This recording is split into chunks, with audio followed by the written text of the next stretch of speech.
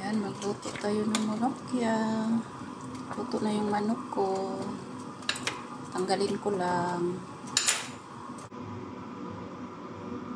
So, ito yung monokya. Ito na siya. Lutuin lang natin. Ito yung garlic, cumin at saka coriander powder. So, ayan. Nakulo-kulo na.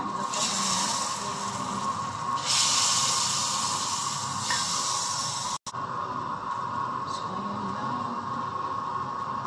Ito na natin saluyot na sabaw. Ito naman yung kanin. Ito yung partner niya. Sarap.